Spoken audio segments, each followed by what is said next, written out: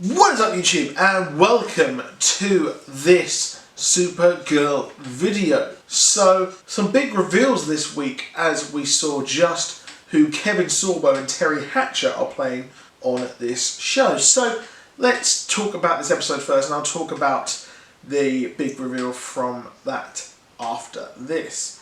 So, pretty decent episode here. I think they're kind of playing it pretty cool. They're laying it on pretty thick, I think, with this whole kind of, I would say, refugee storyline that they're doing here.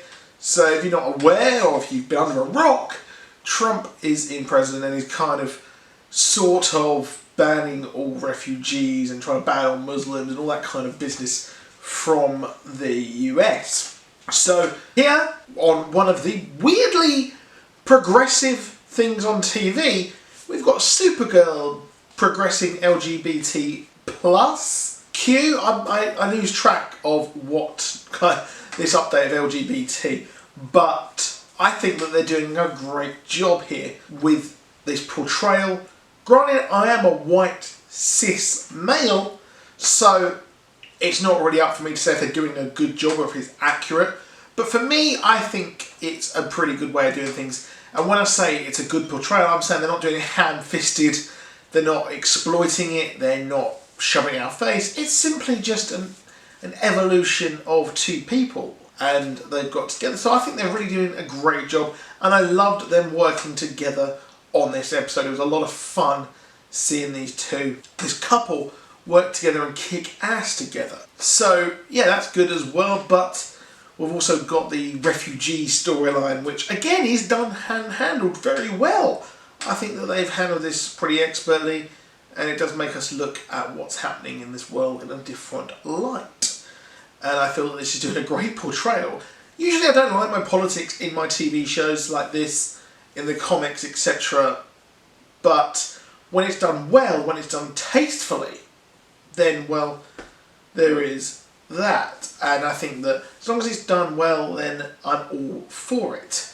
Now, the big crux of this episode is pretty much the whole Cadmus plot, and it turns out that their plot was to literally fire all the aliens on Earth into space and pretty much send them back where they came from. And yeah, that kind of does fit in with everything that's going on in this world, and again, done tastefully. I found it pretty funny when Wing's girlfriend was taken, and then we had Supergirl pretty much ask Lena Luthor, well, does L Corp have anything that could help me find an alien?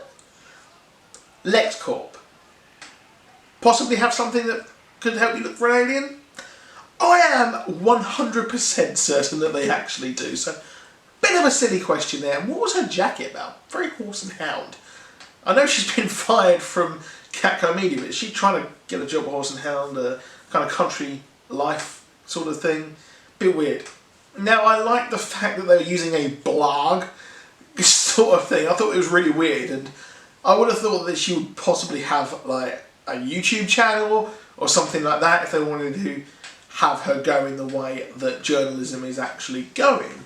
So, bit odd there, to be honest, and ho-hum, I thought it was a pretty decent storyline there, and she's now gone from Catco Worldwide Media, which is obvious from the fact that, well, an whole person who really is Catco, or Cat Grant, isn't on the show anymore. So Alan McBeal won't be any more episodes, so they can't really have this Catco Media thing, and I think that having a blog fits well, and they didn't really utilise the whole thing with the newspaper that well either. I thought they could visit the Daily Planet a bit more, to be honest, but maybe that will allow her to do it because now obviously the Daily Planet is their rival, so she can go and visit the Daily Planet and maybe do some freelance for them. And we need Superman on the show again. I really, really do think that we need to have him.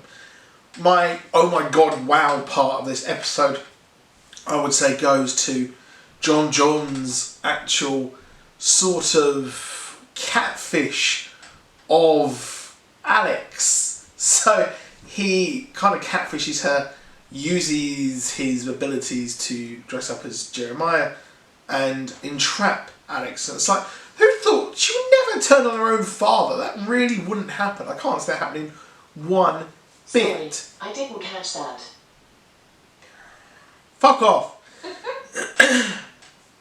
So overall, I think this was a pretty strong episode indeed, and I think that it was cool that Jeremiah actually fit in with the show, and he isn't evil. He was just trying to stop them from doing the plan that they wanted to do, whereas his idea was to just send them all into space. At least then they live and have a chance to survive.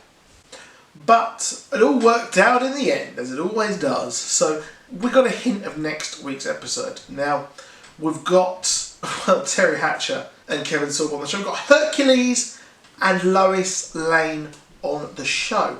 And they're revealed to be the royalty of Daxam. And, well, that is fucking crazy.